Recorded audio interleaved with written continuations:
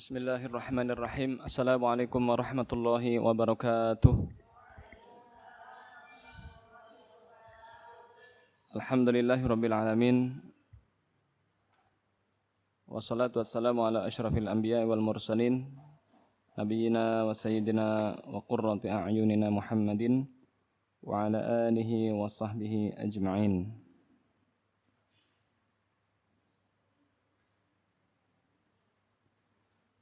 يا أيها الذين آمنوا اتقوا الله حق تقاته ولا تموتن إلا وأنتم مسلمون يا أيها الناس اتقوا ربكم الذي خلقكم من نفس واحدة وخلق منها زوجها وبث منهما رجالا كثيرا ونساء واتقوا الله الذي تساءلون به والأرحام إن الله كان عليكم رقيبا يا أيها الذين آمنوا اتقوا الله وقولوا قولا سديدا يصلح لكم أعمالكم ويغفر لكم ذنوبكم ومن يطع الله ورسوله فقد فاز فوزا عظيما أما بعد فإن أصدق الحديث كتاب الله وخير الهدي هدي محمد صلى الله عليه وسلم وشر الأمور محدثاتها فإن كل محدثة بدعة وكل بدعة ضلالة وكل ضلالة في النار. Para ummahat wal akhwat rahimanallahu wa iyyakum. Alhamdulillah, segala puji bagi Allah Subhanahu wa taala. Salawat dan salam semoga selalu terlimpah curahkan ke baginda Nabi Muhammad sallallahu alaihi wasallam, kepada keluarga beliau, para sahabat, para tabi'in, para tabi'ut tabi'in dan pengikutnya hingga akhir zaman. Bab kelima tentang bab tauhid, yaitu bab ad-du'a ila syahadati an la ilaha illallah. Bab dakwah kepada syahadat la ilaha illallah. Betul? Allah Subhanahu wa taala berfirman, "Qul hadhihi sabili ad'u ila Allahi ala basiratin ana wa man ittaba'ani wa subhanallahi wa ma ana minal musyrikin." Katakanlah, inilah jalanku yang lurus, menyeru kepada Allah Subhanahu wa taala di atas ilmu, hujjah yang nyata. Maha suci Allah dan aku tidak termasuk orang-orang yang musyrik. Ibnu Abbas radhiyallahu anhu berkata, Rasulullah sallallahu alaihi wasallam mengutus Mu'adz bin Jabal, beliau bersabda kepada Mu'adz, "Innaka ta'ti qauman min ahlil kitab." Wahai Mu'adz, sesungguhnya engkau akan mendatangi suatu kaum dari ahli kitab, yaitu Nasrani atau orang-orang Kristen. Falyakun awwala ma tad'uuhum ilaihi syahadatu an la ilaha illallah. Maka hendaklah pertama kali yang engkau dakwahkan, sampaikan kepada mereka adalah agar mereka bersyahadat asyhadu an la ilaha illallah wa asyhadu anna Muhammadar Rasulullah. Wa fi riwayatin, pada riwayat yang lain, ila an yuwahhidullaha, yaitu agar mereka mentauhidkan Allah. Fa inhum ata'uka lidzalika fa'alimhum anna Allah aftarada 'alaihim khamsa salawatin fi kulli yaumin wa lailatin. Jika mereka sudah bersyahadat, beritahukanlah kepada mereka bahwa Allah Subhanahu wa taala memerintahkan, mewajibkan kepada mereka agar menunaikan salat 5 waktu dalam sehari semalam. Fa inhum ata'uka lidzalik fa'alimhum anna Allah aftarada 'alaihim shadaqatan. Jika mereka mentaati dan mau mengerjakan salat, beritahukanlah kepada mereka, ajarilah mereka bahwa Allah Subhanahu wa taala memberikan kewajiban zakat yang diambil dari orang-orang kaya di antara mereka dan dikembalikan kepada orang-orang miskin di antara mereka. Fa inhum ata'uka lidzalik, kalau mereka mentaatimu, mau membayar zakat, fa iyyaka wa karaima amwalihim, maka hati-hatilah, jangan kau ambil harta yang paling mereka cintai atau yang harta yang mereka muliakan. Wattaqu da'watal mazlum. Wattaqi da'watal mazlum. Dan takutlah engkau dengan doanya orang yang terzalimi. Fa innahu laisa bainallahi wa bainaha hijab. Sesungguhnya tidak ada penghalang antara doa orang yang terzalimi dengan Allah Subhanahu wa taala. Dalam riwayat yang lain, Imam Bukhari dan Imam Muslim meriwayatkan dari Sahal bin Sa'ad radhiyallahu anhu bahwa Rasulullah sallallahu alaihi wasallam bersabda pada saat perang Khaybar, la u'tiyanna ar-rayata ghadan rajulan yuhibbullaha wa rasulahu. Sungguh benar-benar akan aku berikan bendera ini besok kepada seorang laki-laki yang mencintai Allah dan Rasulnya, wa yuhibbuhullahu wa rasuluh, dan Allah dan Rasulnya pun mencintai orang itu, mencintai lelaki itu. Yaftahullah ala yadayhi, Allah akan memenangkan tugas itu dengan perantara tangan dia. Fabatan nasu yadukuna lailatahum ayyuhum yu'taha. Lalu pada malam itu para sahabat saling memperbincangkan siapa nanti yang akan diberikan bendera oleh Rasulullah SAW. Falamma asbahu ghadaw ala Rasulillah. Ketika pagi hari mereka berangkat menemui Rasulullah. Kulluhum yarjuna an yu'taha. Semua sahabat berharap agar merekalah yang ditunjuk untuk menjadi pemegang panji bendera. Aina Ali ibnu Abi Thalib? Di mana Ali bin Abi Thalib? Faqila huwa yashtaki ainaihi. Dia mengeluhkan kedua mata beliau. Kedua mata beliau sakit. Fa arsalu ilaihi fa'ti bihi. Kemudian Rasulullah mengirim beberapa orang agar menjemput Ali bin Abi Thalib. Fabasaqa fi 'ainaihi wa da'alahu. Lalu Rasulullah sallallahu alaihi wasallam meludahi dengan ludah beliau yang mulia dan suci pada kedua mata Ali bin Abi Thalib dan mendoakan kedua matanya, mendoakan Ali bin Abi Thalib yang sedang sakit mata. Fabarra'a ka'an lam yakun bihi waja'. Maka dengan mukjizat itu sembuhlah kedua mata Ali bin Abi Thalib. Fa'atahu ar-rayah. Kemudian Rasulullah memberikan bendera itu kepada Ali bin Abi Thalib. Faqala unfudh 'ala rislika hatta tanzila bisahatihim. Melangkahlah engkau ke depan dengan tenang hingga engkau sampai di tempat mereka. Fa akhbirhum thumma da'uhum ila al-Islam. Kemudian ajaklah mereka untuk masuk Islam. Fa akhbirhum bima yajibu alaihim min haqqillahi ta'ala fi. Kabarkanlah kepada mereka apa yang diwajibkan Allah berupa hak-hak Allah Subhanahu wa taala. Fawallah, demi Allah, la an yahdiyallahu bika rajulan wahidan khairun laka min humurin na'am. Jika Allah Subhanahu wa taala menghendaki dengan perantaramu memberikan hidayah kepada seseorang dengan perantaramu, maka itu lebih baik dari unta yang berwarna merah, unta yang sangat mahal. Kendaraan yang paling mewah saat itu adalah unta berwarna merah. Yadukuna ayyakhudun. Mari kita bahas hadis ini. Pertama, kandungan bab. Silakan dibaca satu-satu masalah pertama, silakan. Siapa yang baca gantian?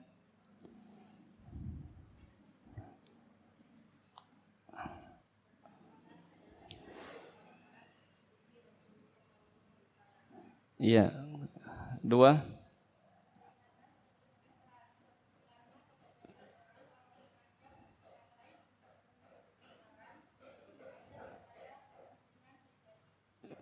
Kepentingan pribadi.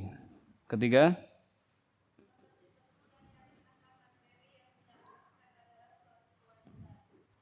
Iya, jadi kalau kita mau berdakwah harus mengerti apa yang kita dakwahkan.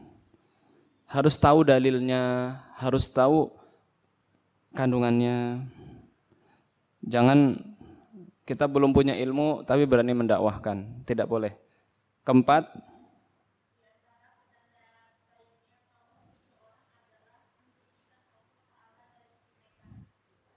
iya, termasuk kita itu bukti bahwa kita itu tauhid, bertauhid. Ya, kita mengagungkan Allah Subhanahu wa taala dengan bertauhid. Terus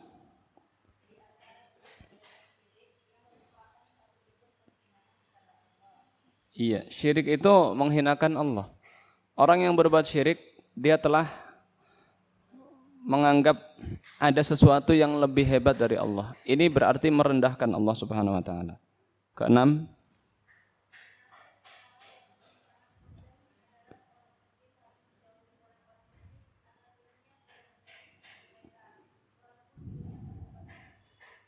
iya. Iya, jadi kalau kita ingin selamat akidah kita, jangan dekat-dekat dengan orang-orang yang melakukan perbuatan syirik. Contoh, di situ gemar perdukunan, dikit-dikit pergi ke dukun, dikit-dikit ada ilmu kebal, dikit-dikit ada sesajen, dikit-dikit ada peringatan-peringatan yang mengandung kesyirikan. Maka kita kalau nggak kuat pindah. Kalau kita tidak bisa mewarnai, justru nanti kita yang akan ikut-ikutan terbawa, atau kita terkena cipratannya, disuruh iuran misalkan untuk sedekah bumi, sedekah laut, maka kita harus menghindar dari tempat itu karena kita tidak boleh tolong-menolong dalam perbuatan kesyirikan. Atau keluarga kita ada yang memelihara jin, atau ada yang suka memakai jimat, atau ada yang suka memakai susuk, atau ada yang suka memakai isim-isim atau rajah-rajah supaya penglaris, supaya dia itu misalkan dijaga khodam atau yang lainnya. Maka kita harus berpindah dari tempat itu kalau kita tidak bisa mendakwahi mereka. Terus, iya, sebelum kita melakukan kewajiban-kewajiban rukun Islam, sholat, zakat, puasa, haji, maka yang pertama adalah syahadat, tauhid. Orang kalau belum bersyahadat, dia mau melakukan kebaikan nggak bakalan diterima. Orang Kristen, orang Yahudi, orang Hindu, orang Buddha, kalau melakukan perbuatan baik tidak akan diterima. Dia bangun masjid, dia memberikan pakaian, dia suka memberi makan, dia berpuasa, dia misalkan ada orang Nasrani sholat tapi belum bersyahadat, nggak diterima sholatnya. Ada orang Nasrani pakai jilbab tapi nggak mau sholat, nggak diterima dia pakai jilbab. Ada orang Nasrani zakat, ngasih duit, zakat ini zakat dari saya, nggak bisa, nggak diterima, masuk Islam dulu, syahadat dulu. Terus,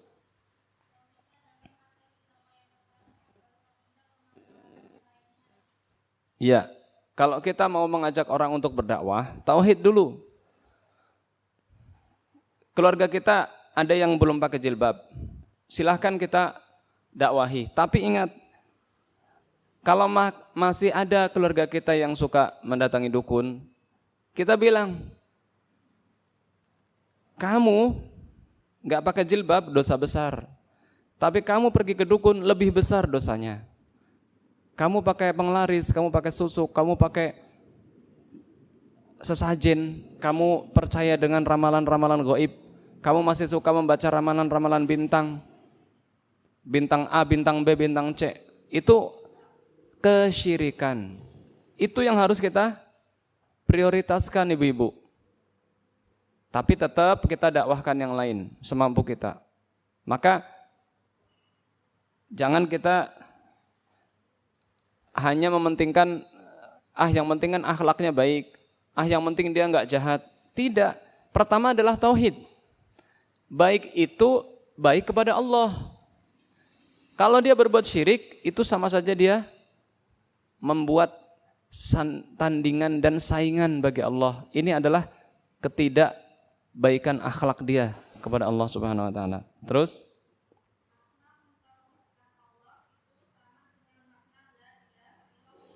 iya, mentauhidkan Allah artinya mengucapkan syahadat la ilaha illallah. Yang artinya tiada ilah, tiada Tuhan yang berhak disembah. Hati-hati ibu-ibu. Jangan kita mengatakan arti la ilaha illallah itu tiada Tuhan selain Allah. Itu salah. Jadi seolah-olah semua Tuhan itu Allah. Orang Nasrani punya Tuhan sendiri. Orang Buddha punya Tuhan sendiri. Orang Yahudi punya Tuhan sendiri. Kalau kita bilang tiada Tuhan selain Allah, oh berarti Tuhan-Tuhan mereka juga Allah. Salah. Tuhan mereka bukan Allah. Buktinya apa? Mereka menyembah patung. Mereka menyembah Nabi Isa. Mereka menyembah sapi. Mereka menyembah Buddha. Tidak semua yang disembah itu Allah, ibu. Makanya kita harus bilang la ilaha illallah itu artinya apa? Tiada ilah atau tiada Tuhan yang berhak disembah selain Allah.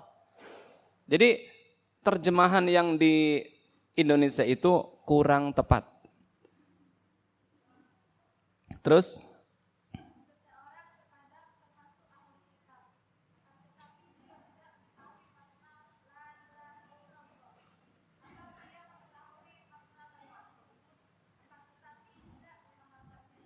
iya. Seseorang termasuk ahli kitab. Ahli kitab itu Yahudi sama Nasrani. Kalau Hindu Buddha bukan ahli kitab, itu orang musyrik. Tapi dia tidak tahu pengertian syahadat yang sebenarnya, atau ia memahami namun tidak mengamalkannya. Ya. Kalau zaman sekarang ahli kitab, ya mungkin dia biasa ngucapin alhamdulillah, la ilaha illallah. Biasa kan orang-orang Kristen bilang begitu. Tapi dia enggak dari dalam hatinya. Dia bilang astagfirullah. Percuma kalau dia enggak syahadat. Atau dia bilang assalamualaikum. Ada enggak orang Kristen yang bisa bilang assalamualaikum? Banyak. Assalamualaikum. Dia juga bilang waalaikumsalam. Dia bahkan bisa adzan. Bahkan dia bisa syahadat. Asyhadu an la ilaha illallah. Tapi dia enggak sadar. Itu tuh udah masuk Islam tuh sebenarnya. Tapi kenapa enggak mau mengamalkan Islam? Atau dia masih pergi ke gereja. Batal itu syahadatnya. Batal itu syahadatnya. Makanya setelah dia bersyahadat, tidak boleh dia melakukan lagi pembatal-pembatal keislaman. Tidak boleh dia meyakini ada Tuhan lain selain Allah. Kalau dia mengucapkan la ilaha illallah, tapi masih mempercayai Nabi Isa adalah Tuhan juga, maka percuma dia mengucapkan syahadat. Berarti batal syahadat dia.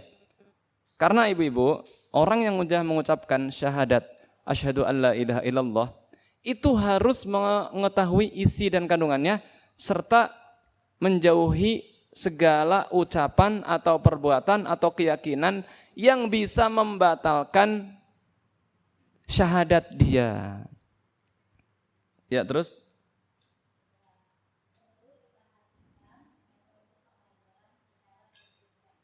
Iya, berjenjang.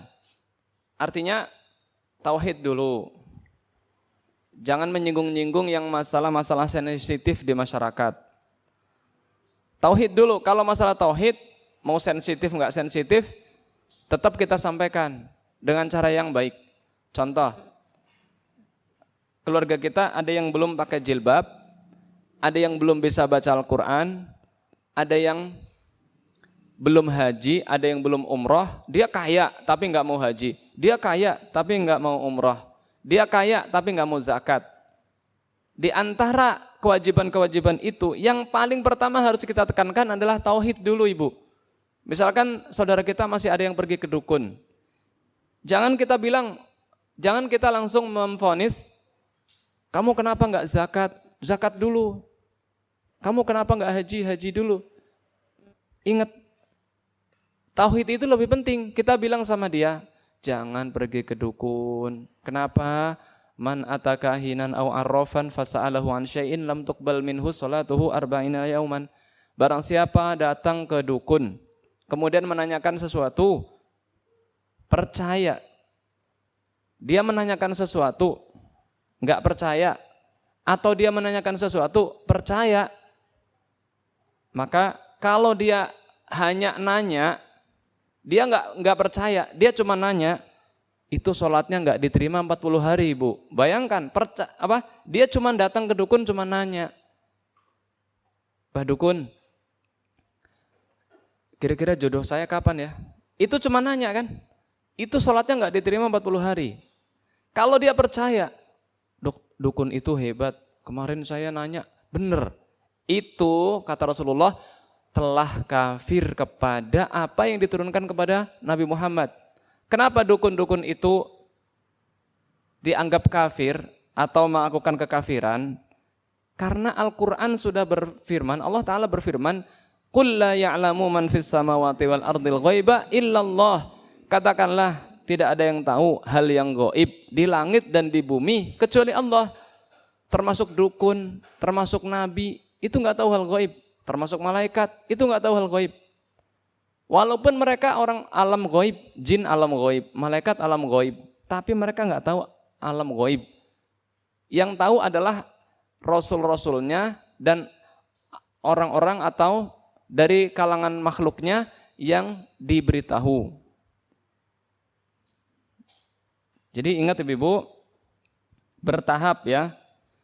Kalau saudara kita masih melakukan sesuatu ajaran yang tidak sesuai sunnah, tapi dia di satu sisi dia masih suka datang, dia mempercayai ramalan bintang. Kita bilang sama dia, jangan suka baca-baca ramalan bintang, itu syirik. Jangan suka berobat kepada dukun-dukun atau kepada alternatif, pengobatan alternatif yang disuruh menyembelih hewan, atau disuruh berpuasa, atau disuruh mempersembahkan sesuatu kepada pohon keramat atau kepada tempat-tempat yang dikeramatkan. Nah, kita harus memperingatkan yang syirik dulu.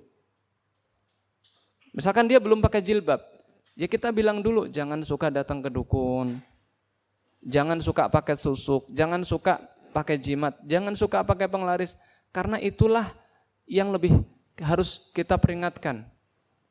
Setelah itu baru kita bilang, pakai jilbab, ini wajib. Dalilnya surat Al-Ahzab ayat 59 tentang wajibnya jilbab dan yang lainnya. Terus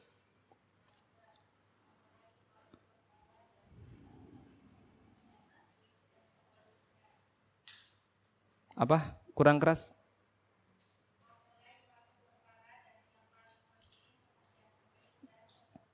Iya, paling penting. Ada yang paling penting, ada yang penting, ada yang kurang penting.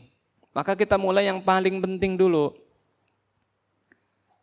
Misalkan tauhid paling penting, sholat penting, sedekah penting. Tapi yang paling penting mana? Tauhid.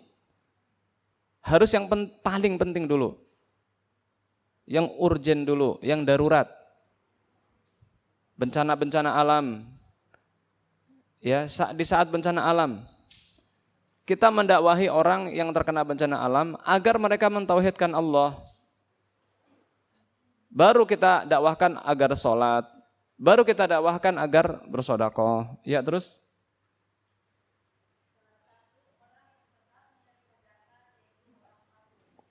Iya, orang fakir itu orang yang tidak punya penghasilan tetap dan selalu kekurangan. Itu orang fakir. Dia ada yang punya rumah, ada yang nggak punya rumah. Orang fakir. Orang fakir itu rumahnya itu ya asal jadi, terus dia tidak punya penghasilan tetap, dan dia selalu kurang, itu orang fakir.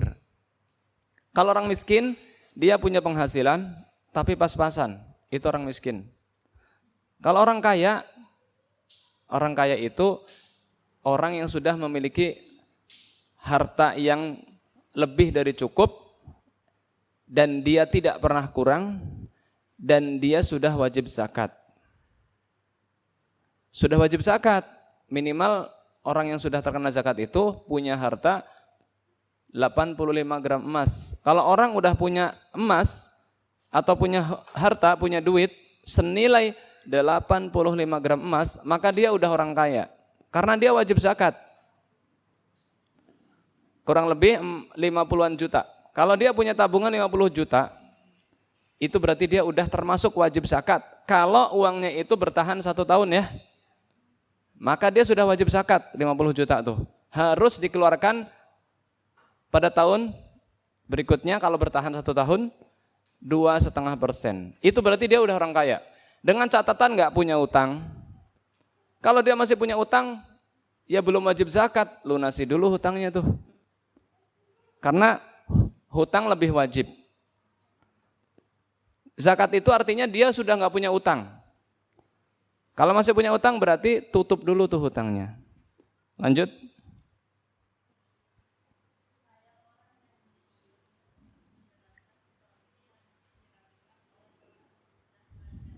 Iya. Orang yang punya ilmu wajib menjelaskan. Makanya Ibu-ibu, kita itu harus menuntut ilmu.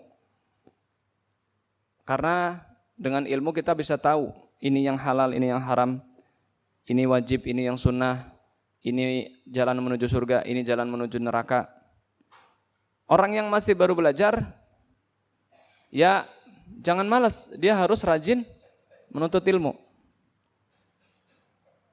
Baik laki-laki maupun wanita, baik orang tua atau orang muda, baik orang kaya, orang miskin, baik dia sibuk atau enggak sibuk, baik dia lagi banyak ujian atau enggak ada ujian, atau sedikit ujian, wajib nuntut ilmu.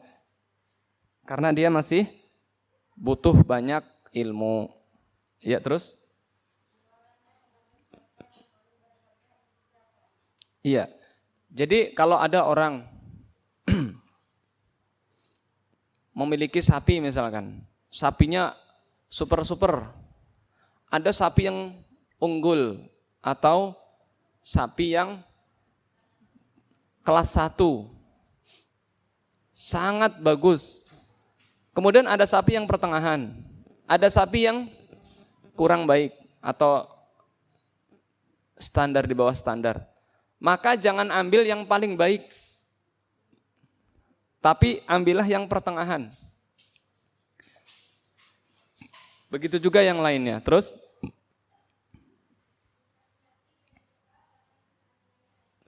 ya, berhati-hatilah ibu, jangan berbuat zalim sama seseorang. Karena doa orang yang terzalimi itu diijabah, Bu. Siapa sih doa-doa orang yang terijabah? Ya, banyak. Yang pertama doa orang yang berpuasa, dakwatus shaim. Yang kedua doa musafir, dakwatul musafir. Yang ketiga doa orang tua, doa baik atau doa jelek orang tua kepada anak. Makanya ibu, introspeksi diri kita. Kalau kita hidupnya kok melarat, atau enggak berkah, atau sering ada masalah, coba cek apakah orang tua kita sama kita ridho apa enggak. Khawatirnya orang tua kita mendoakan atau merasa sakit dengan kita. Akhirnya kita susah untuk mendapatkan keberkahan. Walaupun tidak ada orang tua yang tega mendoakan jelek kepada anak. kecuali anaknya durhaka. Dan yang keempat, doa orang yang terzalimi. Ingat ibu-ibu, siapapun dia, walaupun orang kafir, walaupun orang Kristen. Emang iya doanya orang Kristen diijabah? Ketika dia berdoa, itu kan menyebut nama Allah, Bu. Ya Allah gitu kan. Atau mungkin ya Tuhan A, ya Tuhan B. Tapi tetap yang mengabulkan itu Allah. Karena Allah Subhanahu wa taala mendengar setiap doa. Walaupun dia berdoanya kepada Tuhan lain atau kepada sesuatu yang dia anggap Tuhan, tapi Allah mengabulkannya pertama sebagai bentuk istidraj. Dia semakin parah, semakin berbuat kafir. Tuh, saya berdoa, doa saya dikabulin, berarti Tuhan saya benar. Tuh, kata dia, berarti Yesus benar.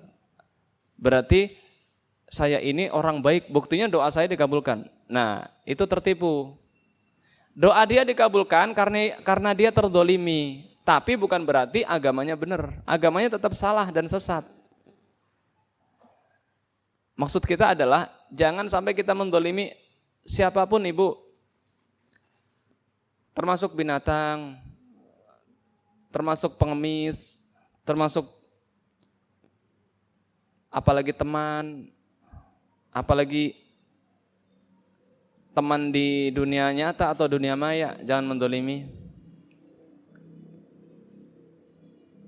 Dolim itu apa sih? Dolim itu kita meletakkan sesuatu perbuatan atau ucapan bukan pada tempatnya. Dengan ucapan, misalkan kita menyakiti perasaan dia, itu juga zalim.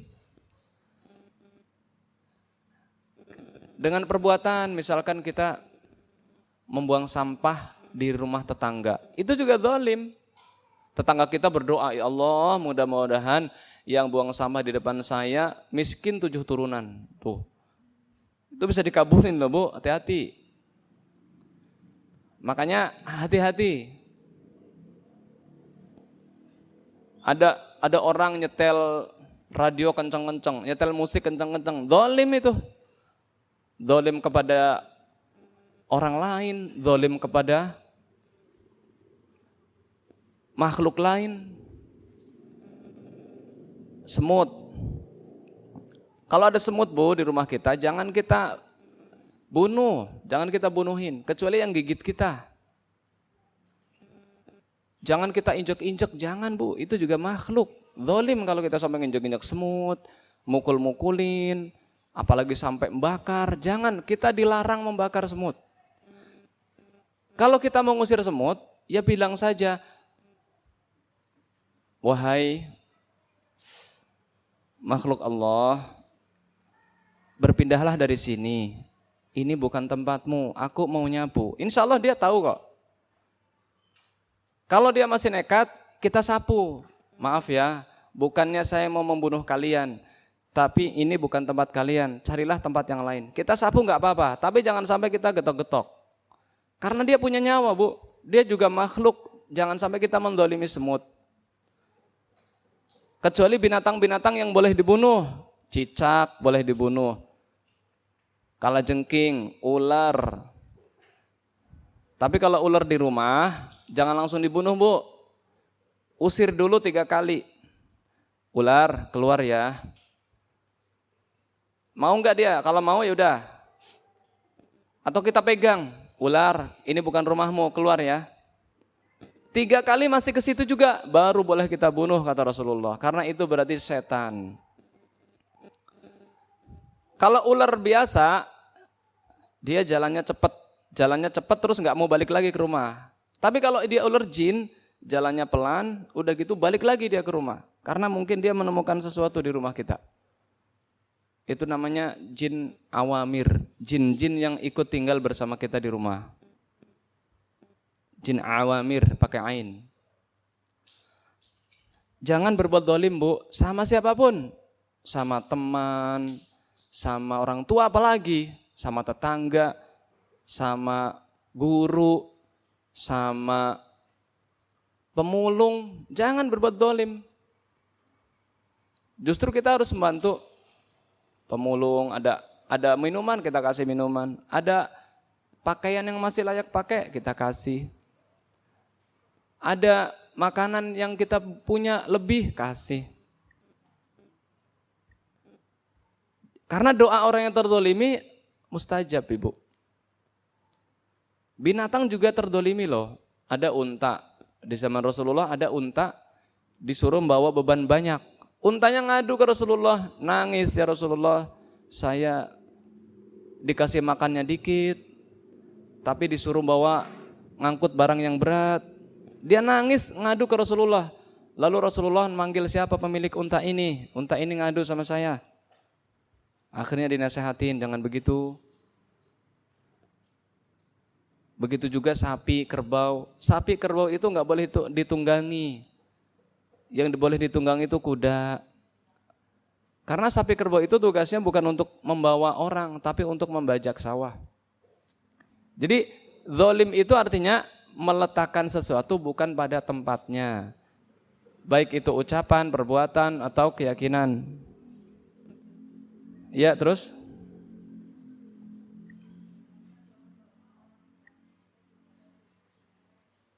Iya, doa orang yang terzalimi itu dikabulkan.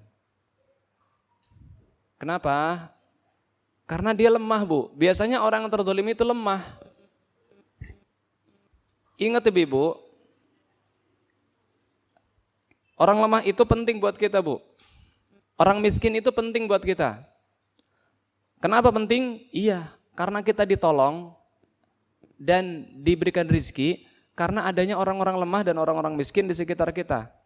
Rasulullah SAW bersabda, innama tunsoruna wa turzakuna bidu'afaikum. Sesungguhnya kalian itu ditolong dan diberi rizki karena adanya orang-orang lemah, orang-orang du'afa, orang-orang miskin di antara kalian. Maka jangan pernah kita menyepelekan orang miskin, justru kita harus senang. Ada orang miskin tuh senang. Maksudnya bukan senang dia miskin, bukan. Senang dia datang kemudian kita kasih. Kemudian kita bergaul. Jangan hanya bergaul sama orang kaya, Bu. Justru bergaullah sama orang miskin.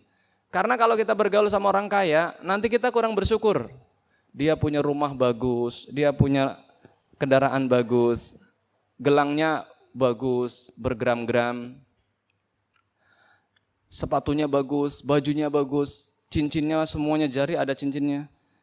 Itu kan orang kaya, walaupun orang kayanya kebangetan gitu kan, masa dibawa semua tuh cincinnya. Tapi kalau kita bergaul sama orang miskin, kita akan bersyukur banget. Ya Allah, dia bajunya lusuh, alhamdulillah baju saya di laundry terus gitu. Setrika wangi. Alhamdulillah saya makan pakai daging udah tiap hari. Lah dia pakai tempe aja susah, orang miskin, Bu, pakai tempe aja susah.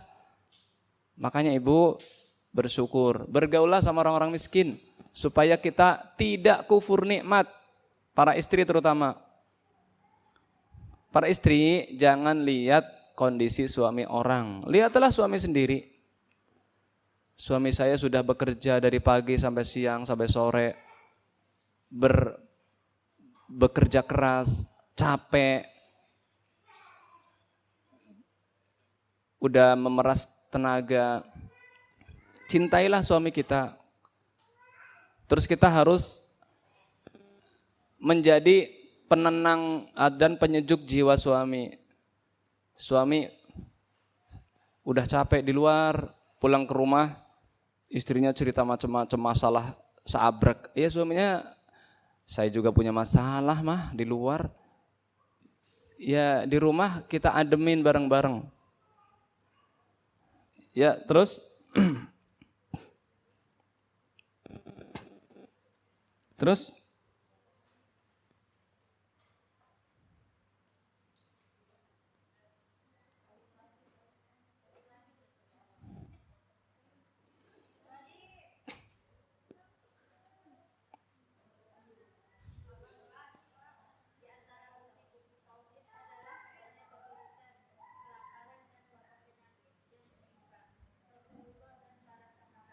iya, di antara bukti tauhid Artinya di antara buah seseorang itu bertauhid, orang itu diberikan ujian, dia hanya menyandarkan segala usaha dan tawakalnya kepada Allah Subhanahu wa ta'ala. Manusia itu pasti diuji, ada ujiannya harta, ada ujiannya sakit, ada ujiannya penyakit, wabah penyakit, ada ujiannya dijauhi keluarga misalkan. Maka orang yang bertauhid akan bisa mensikapi semua masalah itu karena dia tahu ini semuanya adalah dari Allah Subhanahu wa ta'ala. Tidak menyalahkan orang lain, tidak mengeluh, tidak menceritakan kesulitan hidupnya di media-media sosial. Ceritakanlah kepada Allah kalau kita punya masalah, Ibu. Karena semua masalah itu hanya Allah lah Subhanahu wa ta'ala yang bisa memberikan solusi dan jalan keluar. Ya, terus?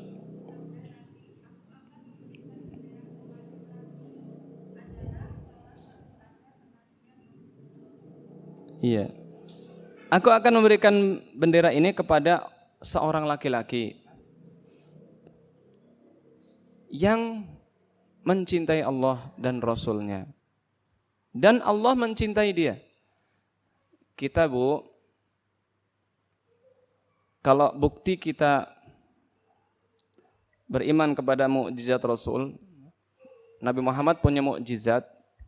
Mukjizatnya Rasulullah tahu, ini orang mencintai Allah, ini orang munafik, ini orang beriman. Dan Allah mencintai dia. Allah memiliki sifat al-mahabbah, Ibu. Jadi Allah juga mencintai seseorang, Bu. Allah memiliki sifat cinta.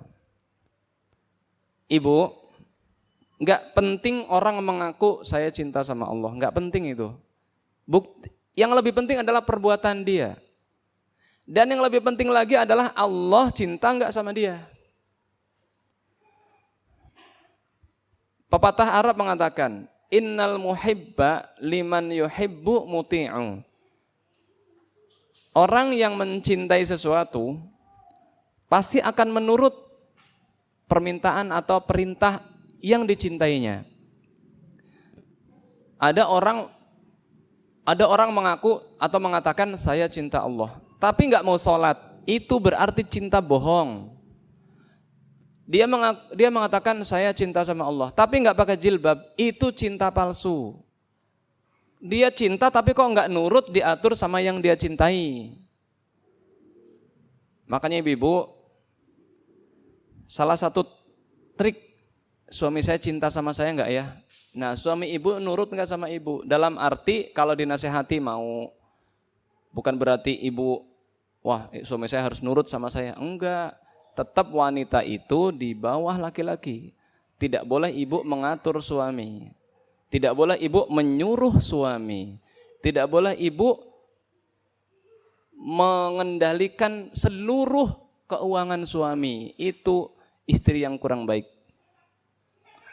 Ar-rijalu qawwamuna 'alan nisa, surat An-Nisa ayat 34. Itu Bu kaidah rumah tangga Bu, surat An-Nisa ayat 34. Ar-rijalu qawwamuna 'alan nisa. Laki-laki itu pemimpin kaum wanita. Maka ibu-ibu, masa ibu nyuruh pemimpin? Masa ibu ngendaliin pemimpin? Masa ibu lebih menguasai pemimpin? Itu namanya rakyat yang tidak tahu diri. Terus gimana dong? Ya suami itu pemimpin, taati, gandeng, nasehati. Kita boleh minta tolong, kita boleh minta sesuatu, kita boleh ya menjadikan partner. Nah, di sini Rasulullah mengatakan, aku akan serahkan bendera ini kepada orang yang Allah mencintai dia. Kenapa Bu Allah mencintai para sahabat? Karena para sahabat sangat mengetahui tugas-tugas seorang muslim. Mereka itu berjihad dengan jiwanya, hartanya, bendanya, Bu, para sahabat itu. Mereka tidak takut mati, mereka mengorbankan hidupnya untuk Allah, untuk tegaknya agama Allah. Kalau kita ingin dicintai Allah, jadilah seperti para sahabat, Ibu. Para sahabat itu semuanya dicintai Allah dan Allah meridhoi mereka. والسابقون الأولون من المهاجرين والأنصار والذين اتبعوهم بإحسان رضي الله عنهم ورضوا عنه وأعد لهم جنات تجري تحتها الأنهار. Orang-orang yang pertama masuk Islam, siapa? Siapa yang pertama masuk Islam? Para sahabat. Dari kalangan muhajirin, orang-orang yang berhijrah dari Mekah ke Madinah, wal ansor, dan orang-orang yang menolong Rasulullah yaitu orang Ansor, dan orang-orang yang mengikuti mereka dengan baik. Kita ibu-ibu, ikutilah para sahabat, ikutilah para tabi'in, ikutilah para tabi'ut tabi'in yang mengikuti Rasulullah dan para sahabat. Allah ridho kepada mereka dan mereka pun ridho kepada Allah Subhanahu wa taala. Jadi kalau kita ngaku cinta sama Allah, ikutilah jalan-jalan yang dicintai Allah. Makanya kita doa, Bu, Allahumma inni as'aluka hubbak wa hubba man yuhibbuk wa hubba amalin yuqarribu ila hubbik.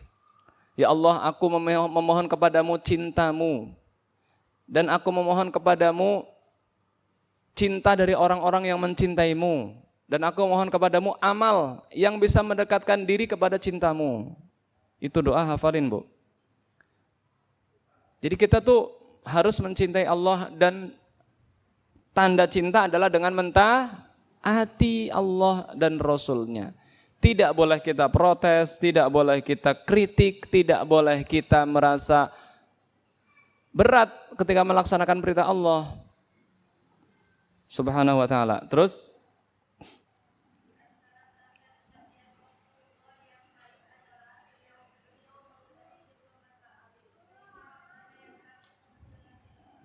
iya, ini mukjizat Nabi Muhammad SAW yang lain, Ibu. Beliau meludahi kedua mata Ali.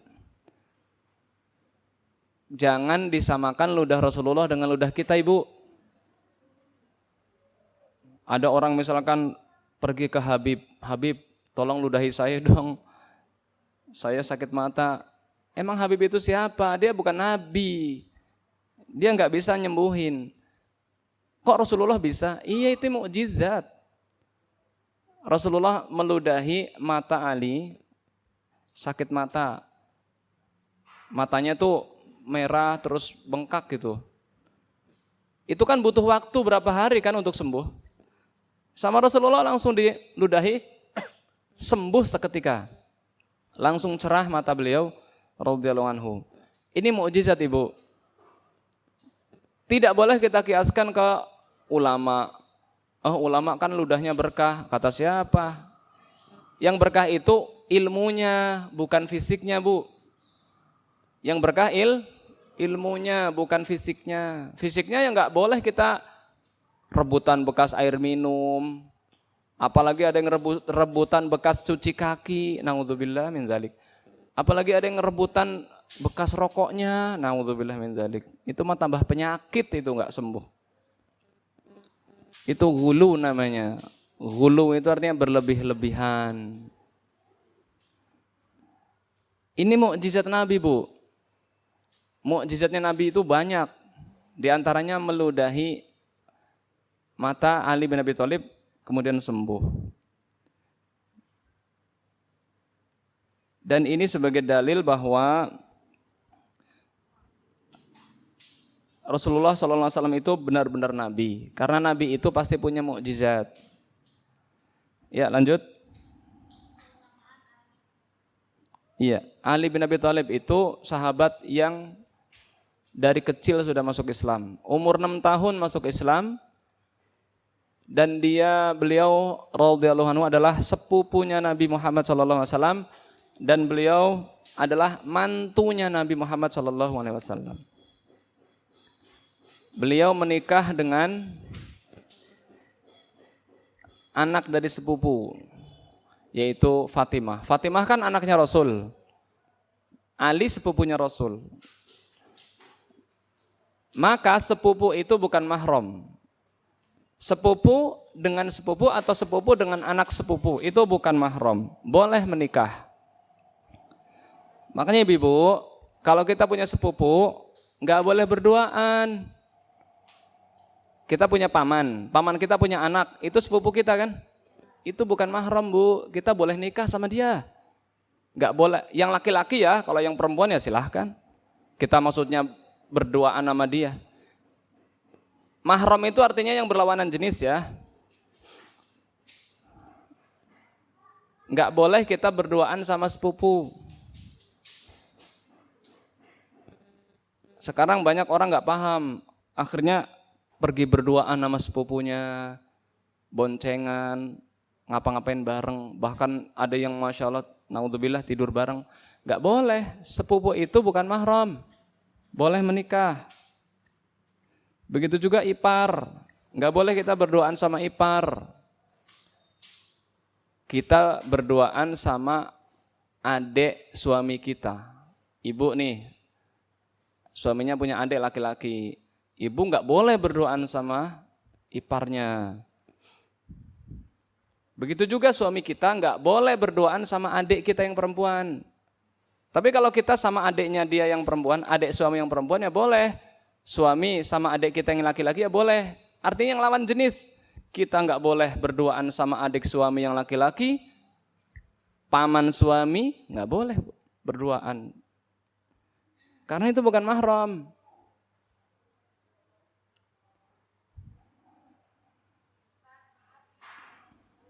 Ya, lanjut.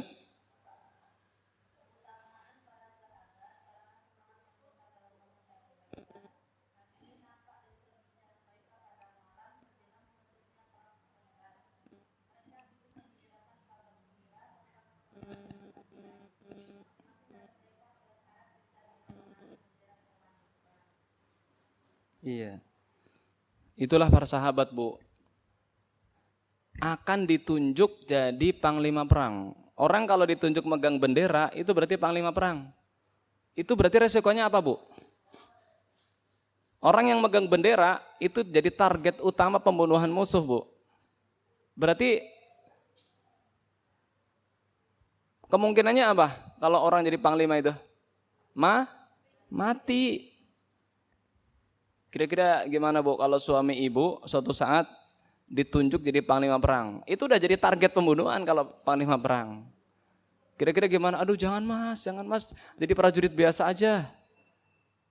Para sahabat enggak Bu, para sahabat mudah-mudahan saya, mudah-mudahan aku yang megang itu bendera. Nah Ali bin Abi Thalib, para sahabat yang lain berdoa, ya Allah mudah-mudahan saya. Ternyata Rasulullah memilih Ali bin Abi Thalib. Mereka siap mati Bu. Siap mati untuk menegakkan agama Allah.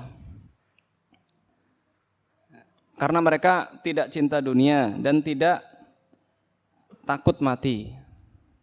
Karena sama aja, bagi mereka mati itu masuk surga Bu. Dan bagi kita juga memang, karena mati itu berpindah alam. Kalau orang Islam mati Bu, itu malah senang. Karena apa? Dia berpisah dengan hiruk pikuknya dan kesemrawutannya dunia. Berpindah ke alam yang damai, yaitu alam kubur. Itu bagi orang Islam yang soleh, yang beriman, yang rajin ibadah.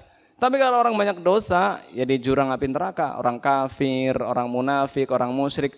Berpindah ke alam kubur itu berpindah ke neraka berarti. Maka ibu-ibu, kita sebagai orang Islam, sama aja, hidup mati sama aja. Kan cuma berpindah alam. Berpindah alam ke alam barzakh, menunggu di alam kubur, ditemani teman yang baik, berwajah rupawan, baunya wangi, kuburan kita diluaskan sejauh mata memandang, diterangi kuburnya, wangi, kita di situ bisa mengingat masa-masa indah kita di dunia, itu kalau orang baik. Banyak yang mendoakan, semakin banyak yang mendoakan, semakin terang kuburnya, semakin banyak yang mendoakan, semakin dia itu senang, oh si itu doain saya, dulu ngaji bareng, oh si itu doain saya, tahu Bu. Tapi tidak boleh kita itu meminta-minta kepada orang yang sudah mati. Orang mati itu tidak bisa mendoakan yang hidup, justru dia butuh doa orang yang hidup. Makanya saudara-saudara kita yang kadang meminta kepada makam wali ini, wali itu, pergi ke ziarah ke sunan ini, sunan itu apa niat mereka? Kalau niatnya ziarah itu kan nggak harus ke makam wali, di kuburan mana aja silahkan. Dan yang kedua, niat ziarah kuburnya itu kan satu, mengucapkan salam, dua, mendoakan, tiga, mengingat kematian, empat, mengingat alam akhirat, kelima, melembutkan hati. Jangan sampai udah perginya jauh-jauh, di sana ngelus-elus kuburan, di sana minta-minta sama yang dikubur, itu syirik ibu-ibu. Nggak boleh kita pergi ke kuburan kemudian berdoa di situ, sholat di situ, terus seolah-olah kuburannya karomah. Nggak ada Bu, kuburan itu bukan tempat kita baca Quran, bukan tempat kita ibadah, bukan tempat kita di situ untuk iktikaf, duduk-duduk. Saya kayaknya kalau doa di kuburan tuh lebih khusyuk. Nggak boleh. Walaupun berdoanya kepada Allah, yang boleh itu mendoakan si mayit, ya Allah ampunilah dia, itu boleh. Rahmatilah dia dan yang lainnya.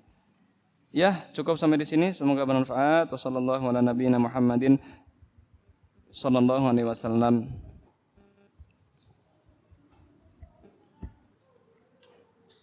Apa bedanya orang pintar dengan dukun? Itu istilah bahasa Indonesia aja Bu. Dukun itu kan kalau dalam masyarakat kita, dukun itu ada dukun bayi, ada dukun pijit, ada dukun santet itu kan. Nah tergantung nih dukun apa dan bagaimana ritualnya. Kalau ritualnya menggunakan mahar, menggunakan persyaratan-persyaratan, harus nyembelih ayam cemani, atau harus puasa pati geni, atau harus mempersembahkan kembang, itu berarti dukun santet atau dukun sihir. Ini namanya dukun yang berbuat kesyirikan. Kalau dukun bayi itu kan istilah ya, tinggal dia dukun bayi ini, sekarang mungkin nggak ada dukun bayi. Atau dukun pijit. Lah gimana dilihat, dia pas mijit baca apa? Kalau bacanya benar, bismillahirrahmanirrahim, mijit, nggak ada mantra-mantra khusus, nggak ada menyebut nama-nama jin, nah itu boleh-boleh aja.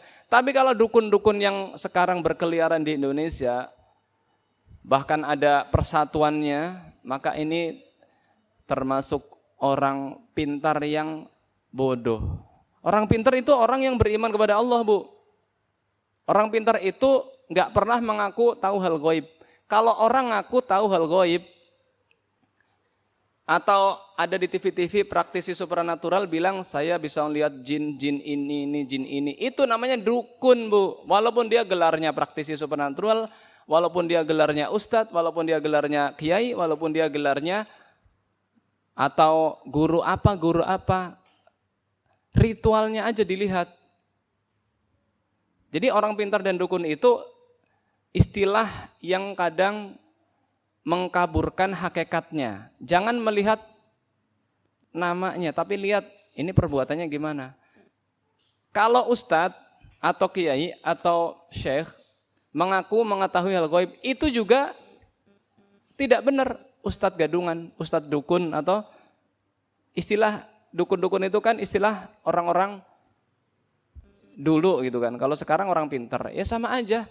Kalau orang pintar itu katanya orang pintar adalah orang yang bisa mengetahui perkara-perkara masa depan. Ini adalah kesyirikan.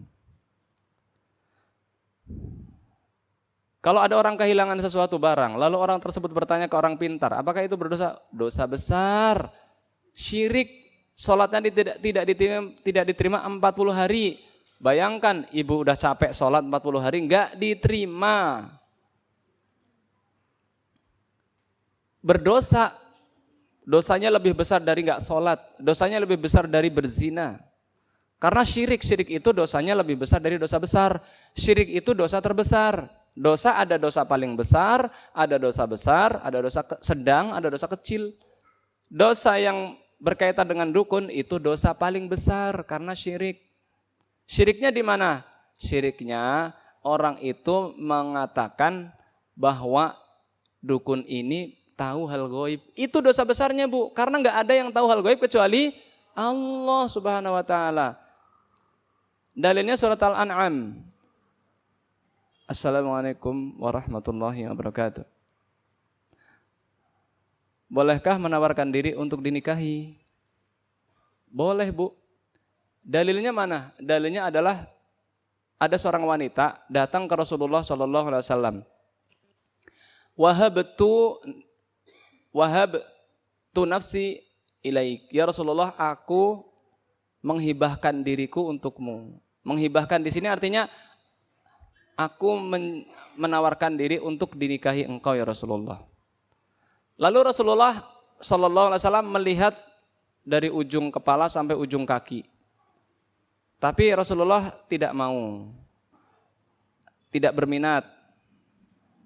Akhirnya Rasulullah diam. Kemudian ada seorang sahabat datang ke Rasulullah, ya Rasulullah. Di sampingnya Rasulullah tadi ada seorang sahabat, ya Rasulullah, kalau engkau tidak berminat, nikahkanlah dia denganku. Aku mau ya Rasulullah. Kemudian Rasulullah mengatakan, iltamis walau khotaman min hadid. Carilah mahar. Ya udah, kamu mau nikah sama dia. Ya, kamu sekarang carilah mahar.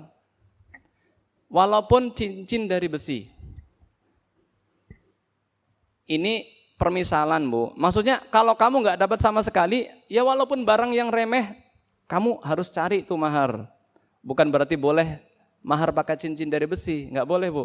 Cincin dari emas minimal. Karena cincin dari besi nggak ada faedahnya apa? Ya emas lah ada faedahnya. Mahar itu harus ada manfaatnya, harus ada faedahnya.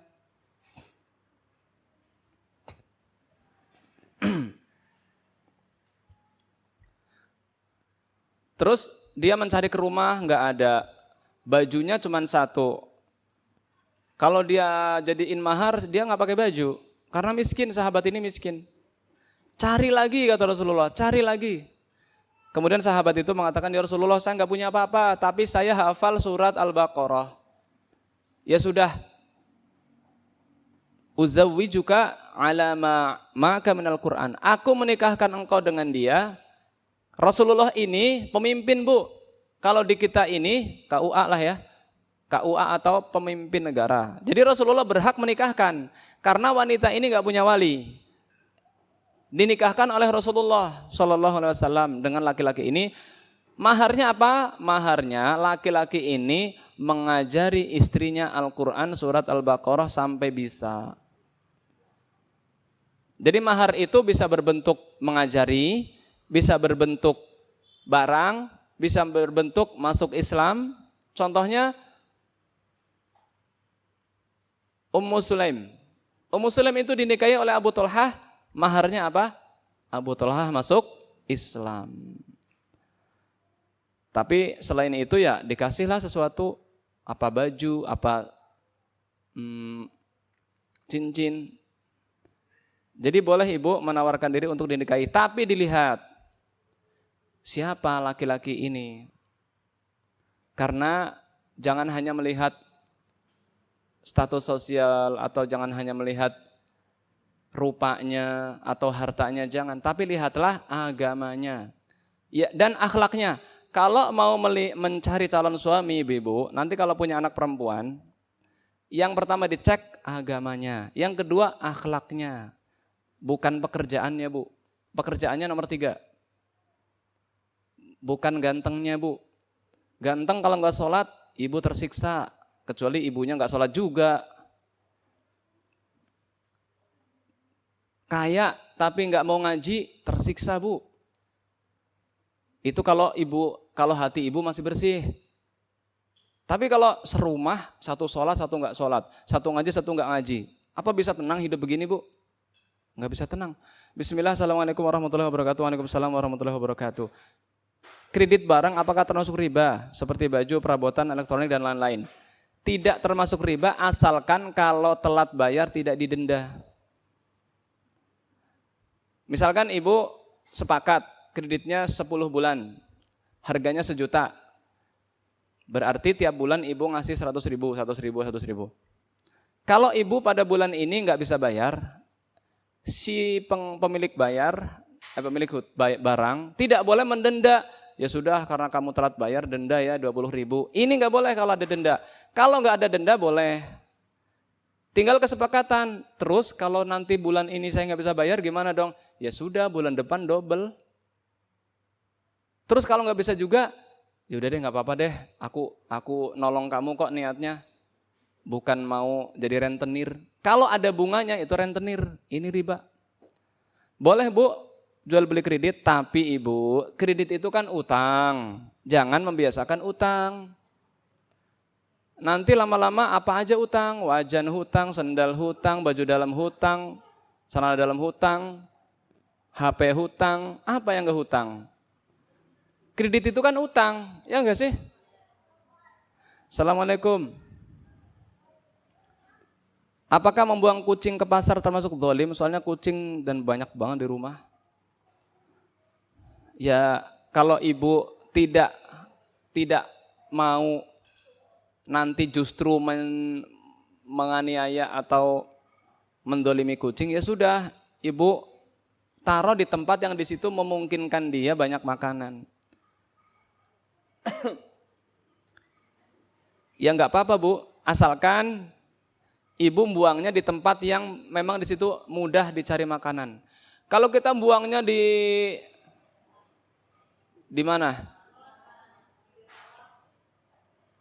Di tengah sawah, di pinggir sawah. Ya sekarang ginilah Bu, itu kan makhluk Allah Bu. Ibu kalau mau buang, ya buang saja tapi di tempat yang dia gampang dapat makanan. Dan kalau bisa saat meninggalkannya dalam kondisi kenyang, supaya dia masih bisa jalan.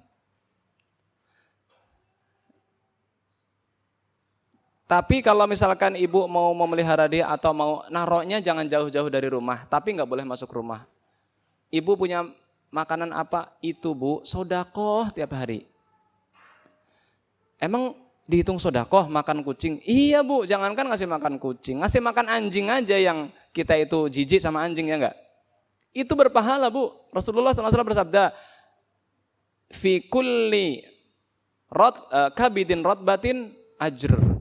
Pada setiap sesuatu yang punya nyawa, itu sedekah Bu. Ibu punya pohon jambu. Pohon jambunya dimakan ulet.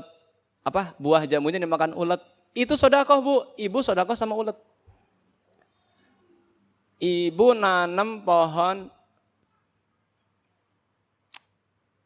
yang manis-manis. Kemudian banyak semut di situ. Ibu sedekah sama semut. Ibu punya sisa makanan, ibu ngasih ke kucing, ibu sedekah sama kucing. Jadi sedekah itu bukan sama orang miskin aja, sama binatang juga sedekah, sama orang gila juga sedekah, sama setiap makhluk yang bernyawa sedekah. Kecuali makhluk yang boleh bunuh, jangan malah kita kasih makan. Tikus, ular, kalajengking, kodok. Kodok kita nggak boleh membunuh. Yang boleh dibunuh tuh ular, tikus, kalajengking, burung elang, burung gagak. Itu jangan dipelihara, jangan dikasih makan. Karena kita suruh bunuh. Tokek, jangan malah dipelihara tokek, nggak boleh. Apalagi diperjualbelikan, nggak boleh. Bismillah, bagaimana sikap kita apabila kita dizalimi? Sikap kita ada dua Bu, memaafkan atau berdoa. Kita lihat apakah dia kalau kita maafkan sembuh zalimnya atau malah tambah jadi. Kalau kita maafkan, kemudian dia kayaknya nih kalau saya maafin dia insya Allah bisa berubah. Ya maafin Bu, ibu pahalanya besar banget. Rasulullah SAW bersabda, khairun nas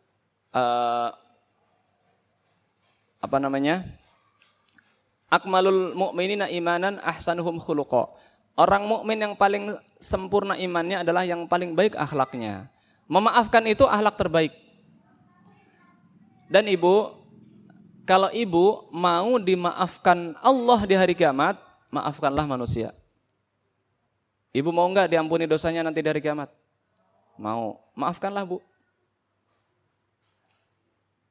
Allah Ta'ala berfirman dalam Al-Quran, وَسَارِعُوا إِلَى مَغْفِرَةٍ مِّن رَّبِّكُمْ وَجَنَّةٍ عَرْضُهَا السَّمَاوَاتُ وَالْأَرْضُ أُعِدَّتْ لِلْمُتَّقِينَ الَّذِينَ يُنفِقُونَ فِي السَّرَّاءِ وَالضَّرَّاءِ وَالْكَاظِمِينَ الْغَيْظَ وَالْعَافِينَ عَنِ النَّاسِ وَاللَّهُ يُحِبُّ الْمُحْسِنِينَ والذين إذا فعلوا فاحشة أو ظلموا أنفسهم ذكروا الله فاستغفروا لذنوبهم ومن يغفر الذنوب إلا الله ولم يصروا على ما فعلوا وهم يعلمون. Iya, jadi Bu, kalau ibu pengen masuk surga yang luasnya selangit dan sebumi, maafkanlah manusia. Susah emang maafin manusia itu susah. Tapi karena kita sudah susah, kemudian kita lawan, Allah tidak pernah tidur Bu. Kita dizolimi, kita dicaci, kita disakiti, kita dihina. Tapi kok kita memaafkan, Allah tidak pernah lupa Bu. Pasti Allah akan mengampuni kita nanti di hari kiamat. Ya, sikap yang kedua, kalau kita tahu nih orang kalau dimaafin itu nggak bakalan tobat, nggak bakalan sadar. Ya ibu boleh mendoakan buruk Bu. Misalkan ibu berkali-kali disakiti sama dia, dizolimi sama dia, dan ibu nggak salah, coba introspeksi, kita salah nggak nih? Kalau kita salah, Allah Maha tahu, lah kamu aja salah, makanya introspeksi. Kalau kita udah, saya nggak salah ya Allah, saya sudah berbuat sebaik mungkin, dia masih tetap zalim. Ya itu Bu, ibu boleh mendoakan, ya Allah, tunjukkanlah kekuasaan-Mu ya Allah. Semoga dia tidak pernah bisa menghina saya lagi. Itu cukup sebenarnya Bu. Semoga dia tidak pernah bisa mendolimi saya lagi. Ya, ini terbukti. Tapi jangan ngetes yang jelek Bu ya. Artinya gini Bu, saya mau ngetes doa saya terkabul apa enggak. Saya mau doain dia jelek. Jangan ngetes gitu Bu. Ibu enggak boleh ngetes Allah. Ini dalam kondisi ibu terdesak, memang benar terdesak. Ya Allah, saya terdolimi ya Allah. Semoga dia tidak pernah bisa menyakiti saya lagi. Nanti pasti suatu saat orang itu entah minta maaf sama ibu, entah orang itu nanti terjadi hal-hal yang tidak diinginkan. Tapi jangan ngetes Bu. Kecuali ibu sudah kepepet, gak punya senjata lain, doa Bu.